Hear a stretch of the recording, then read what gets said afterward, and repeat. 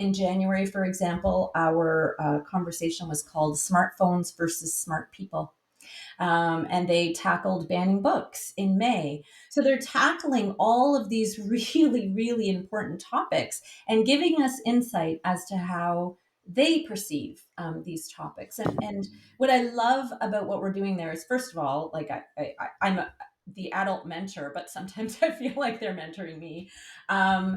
Just learning from their perspective, hearing what they have to say, watching them create discussion questions where they are tackling these topics, respectfully disagreeing with one another, which Mm-hmm. again is an amazing thing to model for kids. So I feel like the Global Student Chat, and I talk about it every time I can, is just such a powerful example of how when we amplify the voices of students or give them space to speak about issues, wonderful conversations ensue and some exceptional learning ensues as well. So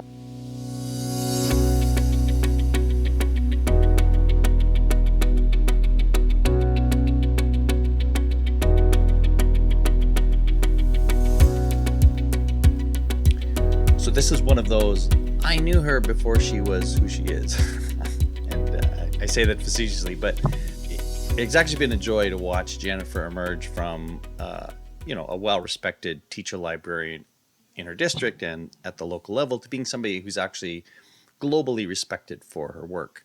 I had some conversations with her as she was doing this, and just watching her gain that kind of reputation as somebody who is really invested in this, and indeed she has.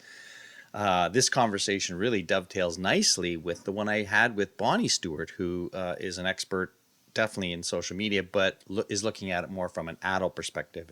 And Jennifer's focus has always been students and student voice. And she just shares some wonderful examples of how even in this very challenging time where a lot of us are questioning what value social media might have. I mean, we've always questioned it, but even more so, those of us who have been advocates for it are questioning. But Jennifer really does a beautiful job of still talking about the essence of what we're trying to accomplish with this. It's not about this tool. It's about the opportunities we give for students to think and to be empowered to share their ideas in ways that is just going to benefit them. So just lovely conversation. This episode, as all episodes on this podcast, are brought to you by Advanced Learning Partnerships. We serve communities all across Canada and the United States in just a number of capacities, including this very, very specific topic. Jennifer's actually consulted for us on occasion and supported districts in their own endeavors and understanding in this area. So grateful for her, grateful for ALP, and I hope you enjoy this conversation with Jennifer Casa-Todd. So Jennifer, what does summer look like for a Canadian educator, especially for people? I don't know if it's different for people in other parts of the world, but I know, and you live in Ontario too, and Ontario has this I don't know, it's like cabin culture, and they worship at the feet of cabins and lakes. But what's summer like for you? well, I mean, I don't know if I'm typical of everyone else, but I'm extremely busy during the school year. So summer looks a lot like relaxation and Yes. reading for pleasure and hanging out in the backyard by my pool, trying new recipes. We did go on a trip to Ireland, my husband and I, which was fabulous. And, just connecting as much as possible with friends, helping family. Just really trying to rejuvenate for the coming months, because I'm sure I'm not the only one. As a teacher, you're constantly putting off the appointments, the Mm-hmm. relaxation, all of Yeah. that to the summer.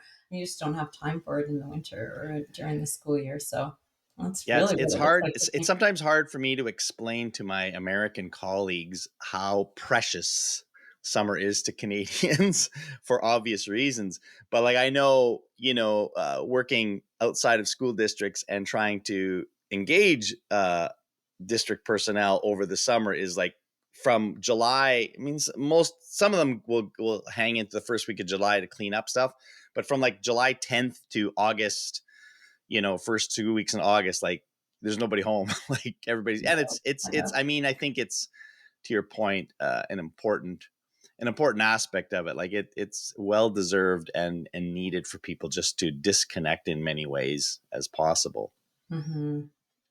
But the reason why I wanted to have you on the podcast is because you have kind of, you know, I could say I knew you before you were Jennifer Casa-Todd. I mean, you've always been Jenna, but before I knew you before you were as big a name, I guess, as you were, and had the, kind of watched your journey a little bit, in terms of like getting to where you are, as really a leader in looking the use of social media for kids, and helping them to become, take control of that part of their lives, which is a big part. But can you just talk a little bit about that journey? Like, how did you get from I'm a teacher librarian and now I'm keynoting places and telling people all kinds of cool things that they can do with social media? How did that happen?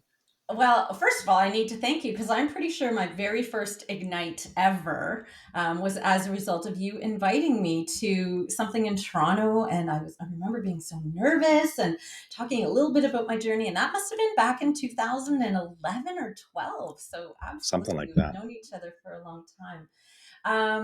So I was a classroom teacher and I was teaching English. And then I got a job at the board at the district level. And I was the program resource teacher and then the literacy consultant, respectively, and started to have a lot of different conversations with myself and with others about what literacy meant, right? Because as a literacy consultant, I was supporting the OSSLT, which in Ontario is the Ontario Secondary School Literacy Test. And I started to say, you know what, this is not what literacy is Right. anymore, Yeah. because we have kids. Technology has vastly impacted what we define as literacy. So I'm having those professional conversations in my new work environment. And then at about the same time, my daughter is asked at a job interview, what social media are you on and what can I learn about you if I go there? And it really struck, and those of you who know me know that this is a story I share all the time, but it really struck me because I know as a mom, I was constantly telling my child what not to do, right? I was doing the whole fear mongering, get off, like, what are you doing on your phone kind of thing. And then Hmm. when I shifted to what was happening in classrooms and my experience with students, I was also noticing that we were very much as teachers saying, do this, don't do this, very much about digital citizenship equals safety, internet safety. And we absolutely need to talk to our kids about internet safety. I felt like that's all we were doing. And so when I stepped back and started to listen to students, be curious about their experiences, about their struggles, I had a new sense of, okay, how do we then support students in this world, right? What's our role as teachers? And then how can we learn from them as well? And that sort of really began my amplifying student voice kind of journey, like recognizing that in an age where technology and social media exists, the teacher is not the content knowledge person at the front of the Hmm. room. That we really need to take a look at, what are students' relationships with media, with social media, with technology, and explore what that looks like. And in the words of Dana Boyd and her book, it's complicated. And if we're Yeah. not acknowledging that, the fact that it's complicated, and wondering with our kids what our role as educators is, then we're kind of doing our students a disservice. So from there, I mean, I wrote Social Media back in 2017, helping teachers support students, and just thinking differently again about what is literacy, how do we support students, what's our role, how can we use their interests and their passions because they're learning online in amazing ways. We certainly saw that in the pandemic as well. And then, what does that look like? And then most recently, I published a book for parents because I realized that it's not just the educator's role, certainly, but parents have a role Absolutely. to Yeah. play as well. So that's kind of in a nutshell where it all began, and certainly it's evolving all the time. Well, and the part of that resonates so with me anyway is this idea that it is complicated and is messy, and sometimes people presume that when you're advocating, and I don't even want to say advocating is even the best word in this case, it's just exploring the potential and the possibility while recognizing, the pitfalls and dangers that exist. And I mean, social media has been in that kind of category, obviously from its onset. But now I think about AI kind of having a very similar Mhm. thing, right? Where some people just are rejecting it because they're scared of it. And yeah, and some people are, fanboying it in a sense, right? They're just thinking it's going to change everything for the better and so forth. And I think, I'm always drawn to people like yourself who say, yeah, it's not one or the other. Like it's a tough thing, but at the same time, burying our head in the sand is not going to serve us well in any Yeah. capacity, because this is just part of part of our lives. So so I want to kind of explore maybe both of those sides of this, and maybe we'll start maybe with the positive side of it. So, and I know you are very good at sharing stories because you connect with kids that have found success and found, the benefits of utilizing social media in some ways. I don't know if you want to share maybe a couple of your favorite stories that show exactly, kind of what you're trying to get people to think about. Sure. Okay. So one of the things myself and Lee Castle of Digital Human Library, and she's a fabulous human being, we co-founded something called the Global Student Chat. And in that that's for me, every day is a success story. Because what we've done there is we've gathered kids from around the world who want to talk about topics that are important to them. Then we have them brainstorm questions around those topics that they want to discuss. They're live on YouTube, and we have a Twitter chat accompanying it. And I've learned so much from those kids, and that whole right, the complexity we had in January, for example, our conversation was called "Smartphones versus Smart People." And they tackled banning books in May. So they're tackling all of these really, really important topics and giving us insight as to how they perceive these topics. And what I love about what we're doing there is, first of all, like I'm the adult mentor, but sometimes I feel like they're mentoring me. Um, just learning from their perspective, hearing what they have to say, watching them create discussion questions where they are tackling these topics, respectfully disagreeing with one another, which Hmm. again is an amazing thing to model for kids. So I feel like the Global Student Chat, and I talk about it every time I can, is just such a powerful example of how when we amplify the voices of students or give them space to speak about issues, wonderful conversations ensue and some exceptional learning ensues as well. So I would invite any teacher to take a look at the Global Student Chat, and that certainly has been something that brings me joy all the time. Our first chat of the year is in October of next year, and then this past year at school, I had a really really kind of cool experience. So as a teacher librarian, I co-plan, co-teach, and co-assess with teachers around a variety of things like sustainable cities in Minecraft, or I've been helping some of the science teachers with some of the new coding in the curriculum, for example. And I've been doing design thinking with some of the science classes. And um, we also, so at the same time, so that's what I do with a lot of teachers. At the same time, we had an anti-bullying committee and a principal who was like, what, how can we like create a more positive culture in our school? How could we really address anti-bullying? And so I've been working with a lot of the student leaders that we have an incredible student leader team at our school.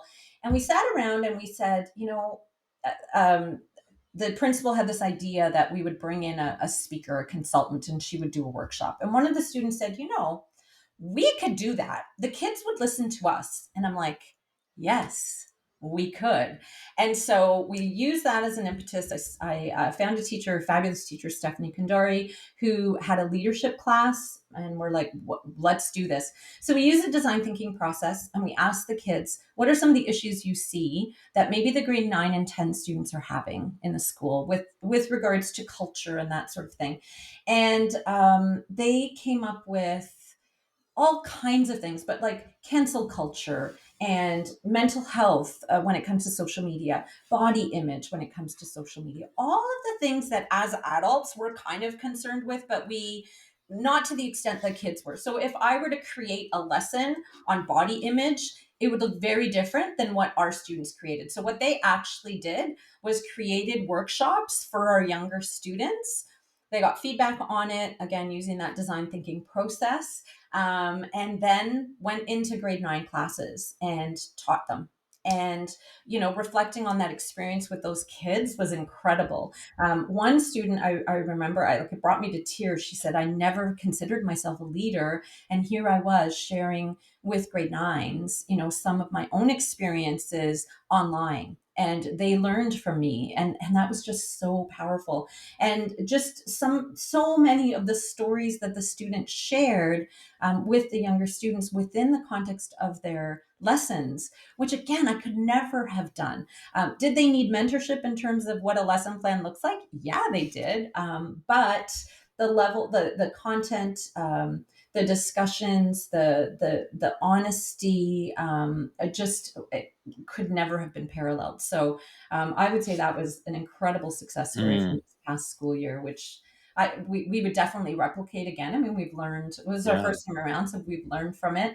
But it was just a powerful mentorship experience. It gave those student leaders in grade 12 the opportunity to really connect with those younger kids, and share their expertise. And the younger kids, yeah, more so than having somebody come in and do a workshop and then leave, they now had those Right. students within the confines of their school that they, can continue to talk to. So that was really, really powerful. Oh, that's brilliant. That you again, as you're speaking, and you mentioned the role of mentors. The older students mentoring the young students, but I'm wondering too about you downplayed it and said, well, I mentored him with lessons, but so forth, so on. But when it comes to the way in which students in general think about social media, think about their online presence, how do you implore educators to think about their role as mentors in that? I mean, that was always that, back in the day, whatever the day was, but even sort of before the onset of social media, and I'm sure you did the same thing when it came to just technology in general, is that kids need to know that they're not the ones, like we sort of adopted this digital native fallacy thinking that, oh well, this is just for younger kids and now we just have to stand back and watch them in the playground, instead of, no, we got to be in the playground too, because we have to figure it out, and because they're watching us regardless, like whether we want to be a mentor or not. Like, you're the adult, how do you do this? And if you are, oblivious to social media, or condemn it, whatever your stance is, if you're just sort of out of the game, they're going to look to each other, which you're helping them create Hmm. that positively, but there's a billion other kids online who are doing it wrong, if you will, and like they're looking at those people saying, well, these guys, got a billion followers by doing something ridiculous or dumb. So I just wonder how you speak to, like, what's your pitch to adults, to other educators, to say, like you got to kind of figure this out in some way, shape, or form without prescribing, here's what you do. Yeah, no, and that's been a struggle. I mean, I feel like the past decade has been all about trying to get teachers to embrace this. If we go back to what I said before when I was in my literacy consultant role, and you look at what literacy is, I mean, literacy in Alberta, I think, defines literacy as reading and writing the world, and Hmm. social media and technology are part of that world. So if we are preparing our students to graduate into 2023, 2025, and we're not using technology and social media and having conversations around what that looks like today, then we're really doing a disservice to our kids. Like, this is the world, right? This is how they experience the world. I also think, we think of literacy and numeracy, and I look at the gradual release of responsibility, and I feel like it really can apply to social media, like in so many ways, right? kids are navigating all this stuff on their own. Any questions they have on their own. Whatever we bring in as educators, it's always that negative, right? Like, do this, be safe, fear mongering. And unfortunately, the fear mongering doesn't resonate with students as well because it doesn't reflect their experiences for the most part online, right? So they think that we're being alarmist. And that's a problem, right? So for teachers, I for me it's about media literacy. You were talking about AI. Well, that's media literacy too. And that hasn't changed. Like, when I first started teaching a whole long time ago, I started teaching a media literacy class, media triangle, right? That media is a construct, that it has special interests. All of that is the same. So it's imperative that we help our students be critical thinkers and to engage in critical literacy. And that can be a part of every curriculum expectation. That we have to not think of this as an aside. Um, and I'm not sure if I'm answering your question here, but it really, I think we need to have courageous conversations with our other educators about, if not us, then who, right? Right. Because parents are not embracing these conversations.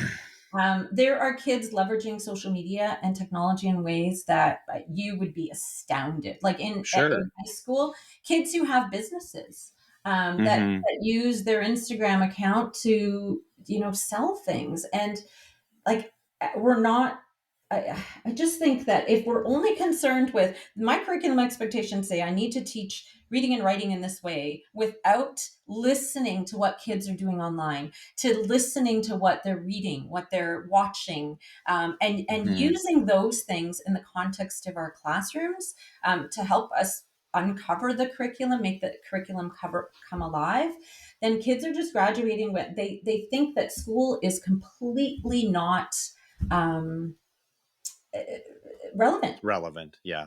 right? Well, so So do I have an for answer? me, and No. well, no, I mean it's a complicated answer, and part of Yeah. it is like I think both you and I found value in social media personally, so we didn't have to be convinced at some point. Like once it's like, yeah, here's why we use social Mhm. media in our personal and professional lives, because we connect with these amazing people, because we engage in really good conversations, we learn a litany of things, and so it was easier Yeah. for us to naturally be mentors because we were using it. But then we have a teaching population who says like, yeah, like there was a hurdle to get over to just to find, never mind the mentorship thing, the greater Mhm. good of this, just to engage in this at a personal level. And and now, like, I felt like I had a pretty compelling argument 10 years ago to engage, and I was like, I saw the value in it. I was Mhm. imploring you, like, you should do this because look, and I had story after story after story about my own personal experience Yeah, about the benefits of it. But social media is different in 2023. it is. Like, we just seen the, in a sense, the demise of the biggest platform that most educators gravitated to in Twitter, and now it's just kind of evaporating and combined with that, just kind of the vitriol that exists everywhere Mhm. in these spaces with trolls and just the toxicity that Yeah. exists. My question to you is like, first of all, if you describe it differently, I'd love to hear that. But second, but if I'm anywhere on in the ballpark of accurately describing where we are today, how does that change? You wrote this book in 2017. You probably were writing it in 2016. It came out in 2017. Mhm. 6 years ago, so that's a long time in Mhm. in the world of technology, right? Lots of stuff happened since 2017. What, if any, of your messaging has changed as a result of where we are today in 2023? Mhm. That's a really good question. And when I saw the big X turn up, certainly instead of Twitter, I have definitely been thinking about, even myself. Am I getting the same level of connections? Am I getting the same learning from the platform? But I think essentially, Again, it comes down to listening and being curious about how our kids are using it, because they're using TikTok in much of the same ways. Like the students Right. in my book club, for example, don't see a lot of those really awful challenges because they're on the book talk side of Yeah. TikTok, right? Yeah. Seeing, my daughter started reading as a result of book talk, right? So I do agree that it's changed. I think that the level of toxicity that I have felt, like certainly I see that the kids have seen that too. And I think for the most part, the platforms that we as educators use, certainly Twitter has changed, but kids have been on Snapchat and TikTok for a long, long, long time. Many of them That's are right. not on Instagram anymore. So I feel like the platforms have changed. But essentially, the message is that some kids, just like some adults, Hmm. will use social media to complain or to, express negativity, and others use it to connect and learn. Right. And so, if we continue as educators to use social media in ways that are different and talk to kids about that, and really allow them to share what their digital dilemmas are and brainstorm what some strategies are. Yeah. So, so I think the one thing that I've done in the past, I would say, couple of years, is moving towards this idea of digital wellness. Hmm. How do we embrace That's the right. idea that technology is always going to be here, right? But the way we use technology has to be in a way that allows us to continue to feel okay, right? Hmm. And that's super important for kids. Yes. So I Yeah. would say that has moved. I also, again, the platforms are the same. The way they're using them may or may not be different, but we'll never Right. know unless we're having those conversations with kids and finding out, Hmm. what did you learn today? I think that was a prompt that, I would ask kids different prompts, like what's one thing you learned outside of school today? Where did you learn it? And I can tell you a lot of them learned it on either TikTok or YouTube, right? Um, so I don't know. I feel like critical thinking, media literacy, though that is going to stay constant. It That's it right. it has to. In fact, even Right. more so when you talk about AI, right? There's a Google Arts and Culture experiment. It's called One Man Out or something like that. I'll try to get it for sure. But it's, can you discern which of these images was created by AI? Because that's Hmm. now an added layer. And the Sure. reality is the kids get, and many adults get their news from social media. Sure. That hasn't Yeah. changed either, right? But That's right. can they discern what news is credible and what isn't? And then, let's talk to teachers about that. Like, don't we have a responsibility to help our kids understand current events, the world around them, through Hmm. critical thinking and problem solving? And if we're not using social media, which is what they're using, then what are we doing? Yeah. Well, and yeah, excellent points. And I think, the one thing that was sort of always true was that Twitter was never really a young people's No, platform ever. We as educators liked it primarily because of the conversational nature that it offered, right? You could actually connect with people and yeah, talk and message. TikTok isn't set up that way. And TikTok is, in so many ways a brilliant platform. Like, I mean, I look at my feed and it's like, man, I got such amazing golf content on here and comedy. And like, it really is, it has this pretty tight algorithm that feeds me what I want, which is good. And then, there's all of a sudden this other thing that gets inserted. How did this come into yeah, play? Why is this here? What is this trying? How is this trying to persuade me? So there's just that, you know, ability to deconstruct and analyze like what's actually happening here. yeah. I think What's an that's to algorithm? me, How does it work? yes, Right? and that to me is the mentorship, because we have those have those conversations with my daughters who are, they're adults, but like why are you Mhm. getting certain things that I'm not, and so forth. So I think it goes back to your sort of original it's complicated, but we have an obligation as adults to embrace the complication. And schools have always traditionally been trying to be about right and wrong answers. And like, we don't really like the gray that much. Like, we don't like it when stuff gets messy. And, unfortunately or fortunately, that's the world we live in. It's so Yeah. much gray. And and to your, to quote you before, if not us, then who? So Yeah. anyway, I appreciate all the work you do, and this will just be a continued conversation, I guess, for all of us. So as I sort of transition out into the more fun questions, and you touched on this before, but what are you reading or listening to right now? And this doesn't have to be professional; it can be just for fun. But you're a teacher It's not. librarian, so It's summer. surely you've got something fun and interesting on your reading/listening list. Well, as a teacher librarian and the moderator of a book club, my students made me promise that I would read the Shatter Me series by Tara Mafi. I'm sure I'm saying her name wrong, but some of our students are Persian, and she's a Persian author, and they are in love with her. So I need to do that. I've read the first one. I'll keep reading it. I'm also reading the Legendborn series, again, YA, because I need to be able to go back and recommend books to kids.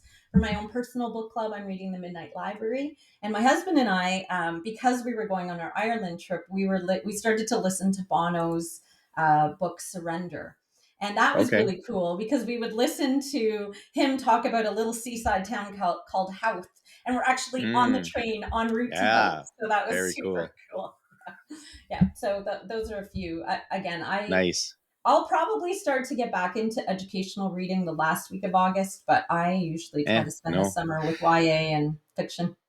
I love that idea. My wife and I did on a road trip a couple years ago. We were driving through Mississippi, and she picked a book that had to do with I can't remember Right? if it was like a little black girl in the 1950s Mississippi, and so you're sort of driving through and experiencing that at the same time. That was pretty cool. Yeah. What Yeah. about what about watching? You got anything on the binge list of that you're streaming right now? Again, don't judge me. No, no, nobody's judging anybody. My daughter and I are watching The Summer I Turned Pretty together. That's the book that got her into reading after Okay, 19 years of yeah, being a non-reader. So that's a fun binge watch. The Witcher, it's fantasy, it's interesting. And then Only Murders in the Building. I don't know if you've ever watched that, but we yeah, we watched did. that as Yeah, a family as well. And I'm looking cool. for binge worthy suggestions because I don't Okay, really have anything right now. Otherwise, yeah, yeah. We've kind of. I'm trying to think of like. So yeah, because our viewing habits are like this is the typical evening. Well, if I'm not golfing, I'll watch. It's usually sports. So right now it's like Blue Jays or whatever, golf, mhm. blah blah blah. And then my wife's in the other room watching whatever British series she has, because I don't do those. And then we try to figure out like, okay, what is it that the together shows that we're going to have? And I think we're struggling, right? I think we're watching Alone right now. That's the series, though. Oh, That's okay. the sort of the reality show where they dump people in the middle of nowhere and they have to Oh, survive. We like those. So a anyway, friend of that's where mine, we're at her right now. niece was on it, so I have to Oh, check that out really? too. Yeah, Wow. Yeah. yeah, This year it's in Saskatchewan, so that's why we're very kind of cool. interested in watching that. Now, you are from Newmarket, Ontario. I'm familiar with that. My sister lives in Newmarket. Yeah, and you don't have to pick Newmarket because I'm sure sometimes when people say where are you from, sometimes you say the Toronto area. I'm sure you do. Hmm. But Hmm. but if people were coming to visit that area, Newmarket, whatever, and they wanted to find some place that maybe wouldn't pop up on their initial Google search of things to do or see or visit in the area, what is sort of like a little bit of a hidden treasure that's on your list of uh, restaurants or whatever, just a place that says, yeah, this would be an interesting thing to check out if you're in the area? I don't know that I'm really great about about that, but my parents just moved to Barrie, and they haven't moved in yet. But yesterday I was showing them they've done such a beautiful job on their lakeshore on there, and it's only Hmm. 30 minutes away from where I live. And they Right? have these lounge chairs with picnic tables, and literally sometimes I will drive there with a book and a blanket, just sit overlooking the lake there. I think it's Georgian Bay, Yeah. and just enjoy it. They've done such a great job, and I would say that. Cool. Well, you know what? I like those kinds of recommendations because when I go to new places, like I want to find out that, like, because I always want to do like some kind of a walk or a park or thing like that, just because you want those times. So I think that's a fantastic recommendation. Well, thank you, Jennifer, for taking time. I always appreciate spending time with you, hearing your insights, and appreciate the work that you do. And wishing you well for, can I say your last year in education? Your last year as a public teacher? I don't know. Can I say that? Maybe I Maybe, let the cat out of the sure. bag. The potential is there. Anyway. Potential, yes, yes. So, anyways, you must have started teaching when you were 10. So, Yeah, good for you. absolutely. Good for you. Well, thanks. Good talking to you, Jennifer. Likewise, Dean, I really appreciate